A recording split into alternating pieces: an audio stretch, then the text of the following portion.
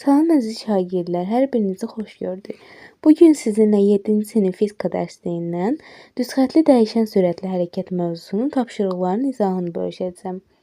Əvvəlcə öyrəndiklərinizi tətbiq edin tapşırıqlarına baxaq. Sürət zaman qrafikində yolun qrafik altında qalan sahəyə bərabər olduğunu nəzərə alaraq qrafik əsasən cismin A variantında deyilir ki, hərəkətə sükunət vəziyyətindən başladığını göstərin. Gəlin qrafikə baxaq və özümüzdə də qrafik quraq. A variantı. Deməli, özümüzdə də qrafik qursaq, sıfırdan hərəkətə başlayır. Sıfırdan başladığı üçün də elə onun sükunət vəziyyətindən başladığını görə bilirik.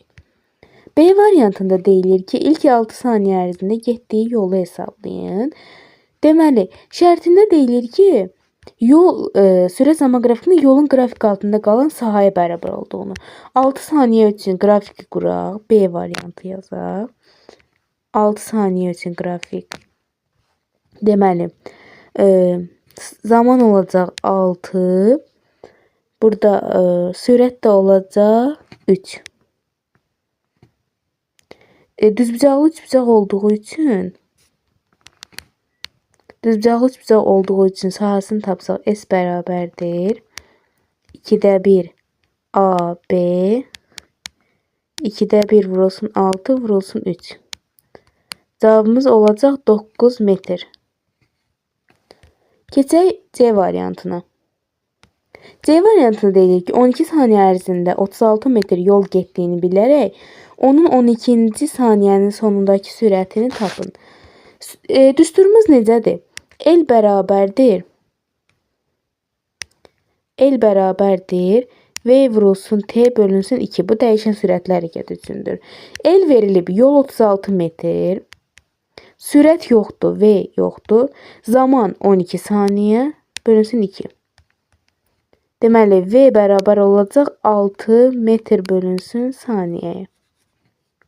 Keçək öyrəndiklərinizi yoxlayın tapşırıqlarına. Öyrəndiklərinizi yoxlayın tapşırıqlarının birincisində deyilir ki, düzxətli dəyişən sürətli hərəkət nəyə bərabərdir? Yuxarıda tərifdə də deyilir. Düzxətli hərəkət edən cisim bərabər zaman aralıqlarında müxtəlif yollar qət edirsə, deməli bu düzxətli dəyişən sürətli hərəkət etmiş olur.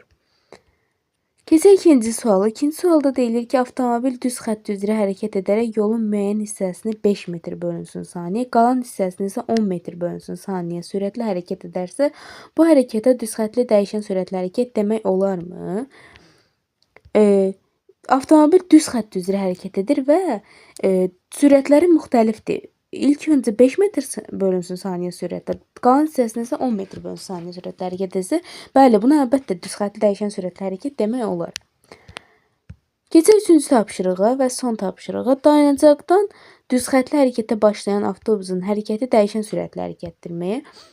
Dayanacaqdan düzxətli hərəkətə başlayır. Sükunət vəziyyətindən başlayır və müəyyən müddətdən sonra sürəti artır. Əlbəttə ki, bu düzxətli dəyişən sürətlə hərəkət etmiş olacaq.